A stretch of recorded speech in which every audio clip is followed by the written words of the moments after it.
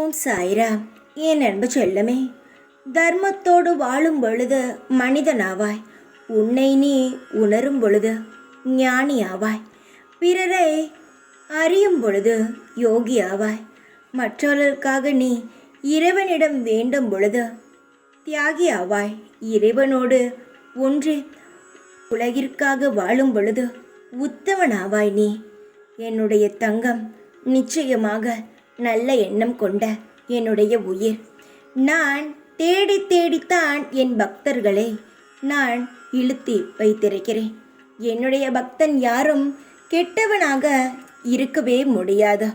அப்படியே அவனுக்கு கெட்ட எண்ணங்கள் வந்தால் திடீரென்று அவன் முகத்திற்கு நேராக வந்து நான் இருக்கிறேன், எந்த தவறையும் செய்யக்கூடாது என்ற ஒரு எண்ணத்தை உருவாக்கி அவனை எந்த ஒரு கெட்ட விஷயத்திலிருந்து நான் அவனை காப்பாற்றி விடுவேன். நான் எப்பொழுதோ உன்னுடைய இல்லம் தேடி வந்துவிட்டேன். யாருக்கும் ஆனால் தெரியாது. நீயோ இன்னும் சாய் நம் அருகில் இல்லையோ என்று யோசிக்காத நேரங்கள் கிடையாது. கஷ்டங்கள் இருந்தால் தெய்வம் அருகில் இல்லை என்று ஆகிவிடுமா? கஷ்டங்கள் இருந்தால்தான் தெய்வங்கள் அருகில் இருக்கிறது என்று அர்த்தம். ஏன் தெரியுமா? கஷ்டப்படுபவன் தாங்குவதற்கான சக்தியை அந்த தெய்வம் தர வேண்டும். அதற்காகத்தான் கஷ்டம் என்ற ஒரு வார்த்தை என் பிள்ளைகளுக்கு வந்தாலே நான் ஓடி வந்து அவன் பக்கத்தில் அமர்ந்து விடுகிறேன். நான் இருக்கும் இடத்தில் அனைத்து செல்வமும் செழிக்கும். உன்னுடைய வாழ்க்கையில் நீ நேசித்தது உனக்கு கிடைக்கும். உன்னை விட உன் பிரச்சனைகளை பற்றி உன்னை படைத்தவன் நன்றாக தெரிந்திருப்பான். அவன் மீது முழு நம்பிக்கை வை.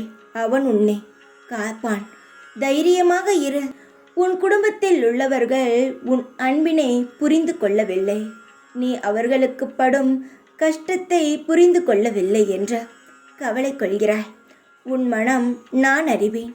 உனக்கு என்றும் காவலாய் மட்டுமல்ல, உன் கண்ணீரை துடைக்கவும் ஆதரவு கரமாய் நான் இருப்பேன். நீ கவலைப்படாதே, கண்ணீர் சிந்தாதே. நீ புண்ணியம் செய்து கொண்டு இருக்கிறாய். இந்த புண்ணியங்களை உன்னை காக்கும். உன் வாழ்வில் உனக்கு எது சரியானதோ தேவையானதோ அதை கொடுத்து உன்னை நான் காப்பேன். உன்னை என் கைக்குள்ளேயே வைத்து பொத்தி பொத்தி காவல் காத்து கொண்டு இருக்கிறேன். உன் மனத்தரத்தை பொறுத்ததே உன் வாழ்வு. உன் எண்ணங்கள் தரத்தை பொறுத்ததே உன் ஆனந்தம். நீ யாருக்கும் எந்த தீங்கையும் செய்யவில்லையே. அப்படி இருக்கும் பொழுது உன் தரமானது எப்படி கீழே செல்லும்? நிச்சயமாகவே உன் வாழ்க்கையில் நல்ல ஆனந்தங்கள் தேடி வரும். உன் நேரம் வந்துவிட்டது. இனி உன் வாழ்வில் நடக்கும் அனைத்தும் நன்மைக்காகத்தான் இருக்கும். எந்த ஒரு பிரச்சனையே வந்தாலும் அதை உன்னை காக்கத்தான் அந்த பிரச்சனையே வரும். எப்படி சொல்கிறேன் தெரியுமா? பிரச்சனை வந்தால்தான் அதற்கு பின் இருக்கும் நன்மையும் வெளிவரும். பிரச்சனை வராமல் நன்மை எதுவாது நடந்திருக்கிறதா?